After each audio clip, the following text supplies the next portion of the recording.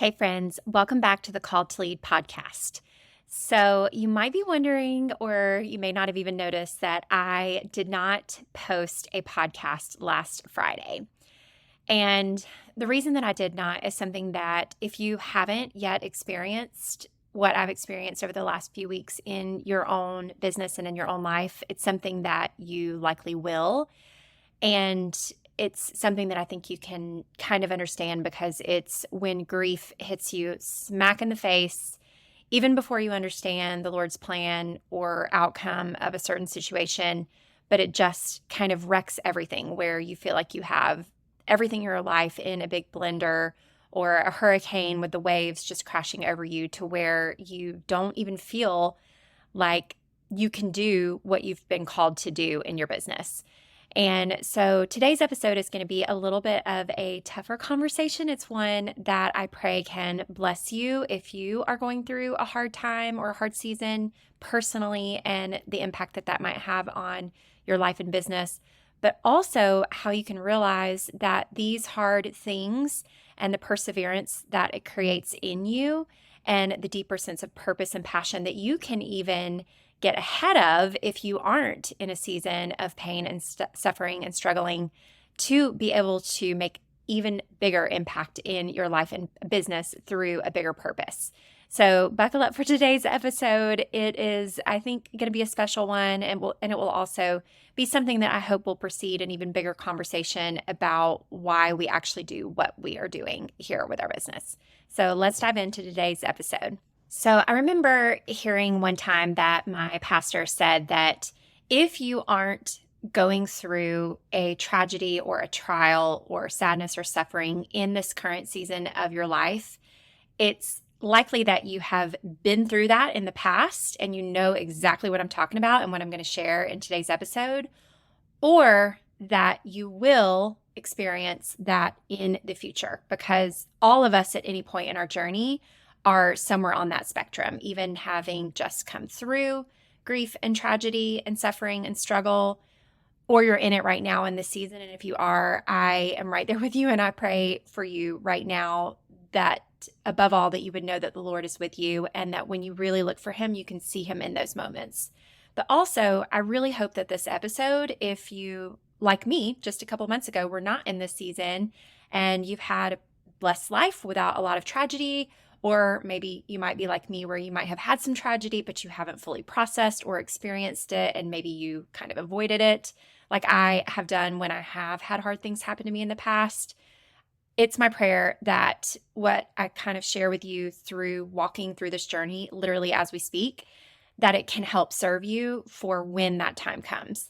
And that can be one of the hardest things for a believer to understand, and certainly how an unbeliever might have skepticism of how the Lord could allow hard things or allow his children to suffer or to struggle or go through things like cancer or death.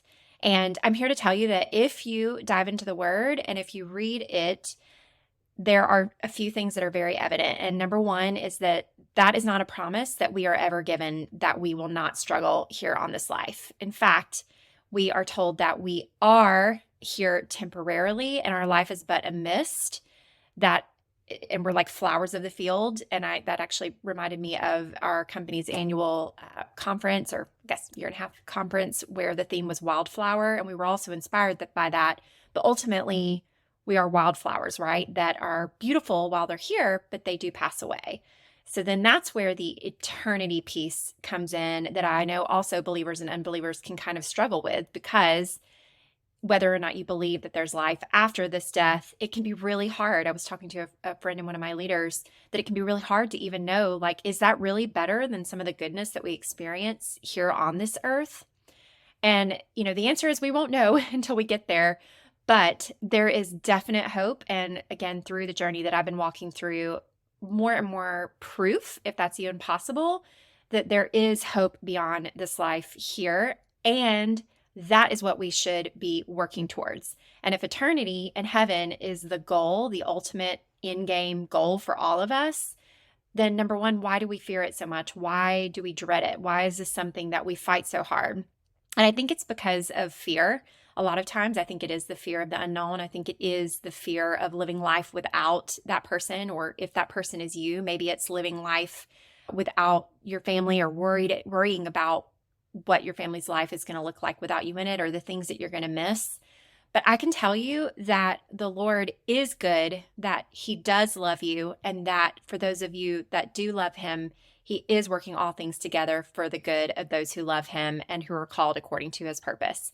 And that's my life verse, Romans 8:28, and that is what I'm leaning on heavily in this season. And my friends, that is one of the promises that, again, we're not promised that all things are going to be good, but we are promised that the Lord will work it all together for the good of those who love Him. Okay. So these can be hard words to kind of wrestle with, but it's important wherever you are on that believing spectrum, wherever you are on the stage of grief and suffering and trials, to realize that it is a season and it is something that the Lord will guide you through. And that is a promise. But the promise that it's not going to happen, that's not a thing, my friends. Okay. So I feel like I should tell you a little bit of the backstory behind the words that I feel like the Lord wants me to share with you today, and the kind of seasons that I'm going through. And I won't share a lot of details, really mainly out of the privacy of the friends and family of those who are struggling, that I'm called to serve and support right now. However, I do feel like there are facets of it that I can share. And for me, it is a little freeing to be able to share this with you today and share a little bit of my heart. But let's take it back to July, when, if you have been listening to the podcast or you were following me on social media, I shared that I was at a conference, and I had some really kind of amazing breakthroughs from that conference, alongside with reading a couple of really great books. One is The Best Yes by Lisa Turkhurst, and one is Present Over Perfect by, I can never remember the author's name, so forgive me for spacing on that. But I read actually just the first part of that one and realized they're very similar. And the purpose of those books is to help you really analyze how you're spending your time. Is that the ways that you're spending your time, or even your money, are those things that are contributing to a bigger purpose in your life? And if no, is it time for you to evaluate it? So I felt a very, very clear prompting in that moment from the Lord that He asked me to wipe my schedule clean and clear, meaning every commitment that I had made. And in that season, I was a little bit overcommitted with a lot of really good things. They weren't bad things. A lot of things were either something for my family, or something for my business, or something for myself, that all of them could be justified. All of them actually were worthy additions to my calendar or my schedule in the season that I made them. So it was a little confusing to feel like the Lord was saying to me, wipe it all clean. But I kind of heard Him loud and clear. And what's crazy is some of the things that I held on to, the things that I didn't take off my calendar, He kind of took them off for me, especially when I reached the kind of tipping point that I did in the last couple of weeks that I'll share. But I start there because of the prayer and kind of the one word. You guys know I've done an entire episode on the importance of having a word of the year, but also in my work with the Cultivate What Matters Power Sheets, which I just saw are actually out this week. So definitely check those out. It's not any kind of affiliate or anything. I wish I was an affiliate for them because I love them so much, but definitely check out cultivatewhatmatters.com if you want help kind of digging into a deeper purpose. You guys know I love that. But they also have a couple of opportunities when doing that thought and mindset work headed into a month or a quarter within your life and your business, to choose a word. And so the word that I chose headed into this season was available. And ultimately, even though it didn't make sense as to why the Lord was wiping my schedule clean, and to be honest, I had that fear that some of you might have if you haven't yet been through a tough season, or maybe you're in a season of immense blessing and abundance and you're feeling like the other shoe's going to drop. And I'm not saying that's what's going to happen, but I was so nervous, thinking like, okay, what is this? What is, and I even had a mammogram. And so I was very nervous about that outcome. But when I got the scan was all clear, I was like, okay, well, praise God. So that wasn't it. So, okay, Lord, what do you have for me in this season? I'm available to you. Well, about a month ago, I found out that one of my best friends, that her cancer that wasn't ever not there, had really just taken over in a way that was going to be really challenging for her to fight. And I think that even though this friend has battled her disease for years, for 5 years, I think the fact that I am an optimist to a fault, and I, as we're told in the word, lean on hope and on faith and on the possibility that she could be fully healed from that. And I'm still leaning on that hope and I'm still leaning on that faith to this very day. But the reality of the disease and the likelihood of it rearing its ugly head again at the 5 year mark came crashing down on all of us. And it hit hard and fast and has continued to spiral faster than I think any of us could have ever imagined into a season of just uncertainty. As I record this, only the Lord knows the timing of her life. And while she's asked for miraculous healing, and that is exactly what we're praying for, I have been shown through this season, through multiple confirmations that I believe to be from the Lord, that miraculous healing quite often can be the reunification with our Savior and our Father in heaven. And also with the people that have passed before us, the people that love us deeply, the people that we sometimes feel their presence here on earth, but that we get to celebrate joyfully in heaven, in eternity. And so that's probably all I'll share specific to that particular situation, just again, out of privacy and respect for that family. But I share enough of it just to, I guess, relate to any of you guys who've ever been through something like this. And whether that's as a caretaker for a family member, or whether it's you and you've been through the chronic suffering of a chronic disease, or again, maybe it was your mom or your sister or your friend or your grandmother. I know we all have experiences like that. And again, if you haven't, you likely will at some point, because all of us, every one of us, that's the one certainty in life, right? Or I guess I say the two certainties are death and taxes, right? And so if death is coming, this time of reflection, I think for all of us, is a time where we really want to focus on what we want our life to look like while we're here, and the impact that we have left long past the time where we go to heaven ourselves. And so I just had a couple of thoughts that have come to me through this season that I felt like were very relevant for that, but and a poem that I would like to read that helps you. And also, I want to tell you too that I almost didn't record this episode. I almost recorded a past episode that I had the blessing of being able to record when my beloved grandmother, I have two very special grandmothers who have both been the example of who I want to be as a wife, a mother, a believer, all of the things on this earth. One passed away 13 years ago and one passed away 2 years ago. But it was such a blessing in that last season with my Gigi, as we call her, great grandma. And I had the blessing of being able to sit at her bedside as she was starting to struggle and suffer, and interview her for my podcast at the time, which was called Stories of Light. And so I will be sharing that episode in the next 2 Fridays. I'm going to split it into two because it is a little bit long. It's an hour long.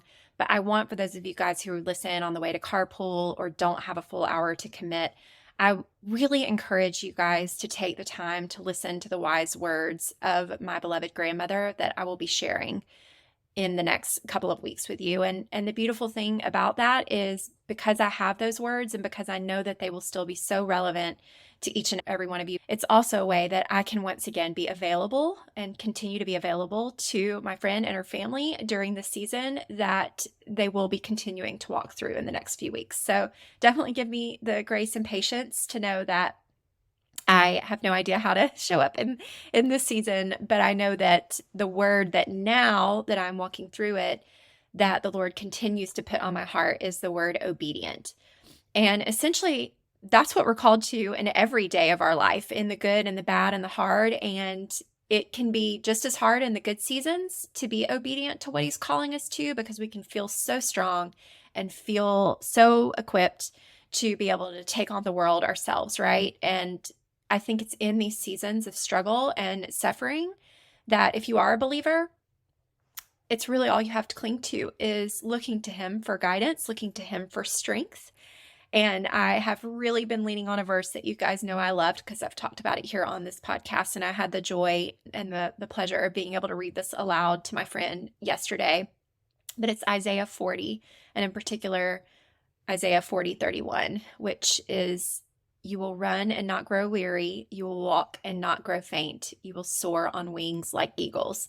And of course, there's more to the verse. I encourage you to go read the entire chapter yourself, because it really has been the message that I've needed, that He will equip me to do all the hard things and to get through this. And I know that He can to you as well, but we have to be obedient to what He's telling us to do. And we have to let go our reins of control and our reins of the negative thoughts that are going to come, of the fear that is evident, and the fear to say the wrong thing or do the wrong thing. And the only way that you can overcome that is to acknowledge first that that fear is not from Him, that's not from the Lord. And that in combating that fear and seeking the Lord in obedience, that He will give you the wisdom and the words that you need to sustain you in this season.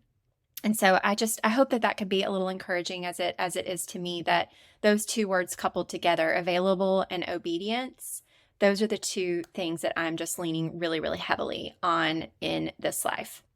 So I want to end today's episode with a poem that another dear friend that is walking alongside us in this grief journey. She is another one of my friend's best friends, and she is an incredible CEO and boss babe. And I've actually invited her to share more of this story on the podcast. So stay tuned for that interview that I hope will be forthcoming, because you'll love hearing her story.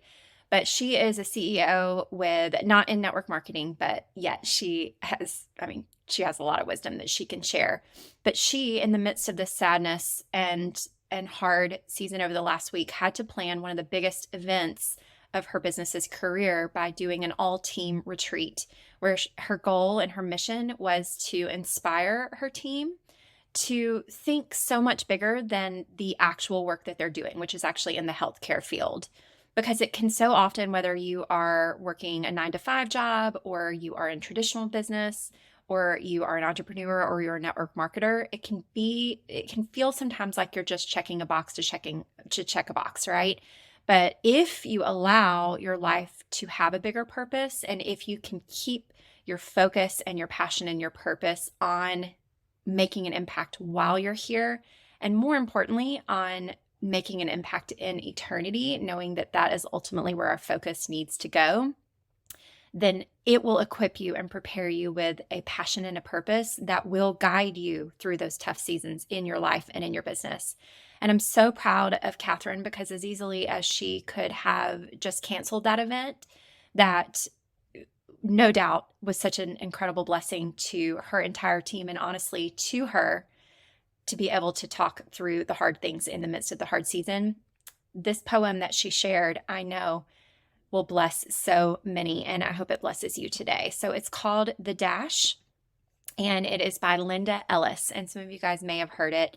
I believe I had heard it before, but when I read it again, it just hit me that it's very timely, and I'm very blessed to be able to share it with you today. So The Dash by Linda Ellis. I read of a man who stood to speak at the funeral of a friend. He referred to the dates on the tombstone from the beginning to the end. He noted that first came the date of birth and spoke of the following date with tears, but he said what mattered most of all was the dash between those years. For that dash represents all the time they spent alive on earth, and now only those who loved them know what that little line is worth. For it matters not how much we own, the cars, the house, the cash. What matters is how we live and love and how we spend our dash. So think about this long and hard. Are there things you'd like to change? For you never know how much time is left that still can be rearranged. To be less quick to anger and show appreciation more, and love the people in our lives like we've never loved before. If we treat each other with respect and more often wear a smile, remembering that this special dash might only last a little while. So when your eulogy is being read with your life's actions to rehash, would you be proud of the things they say about how you lived your dash?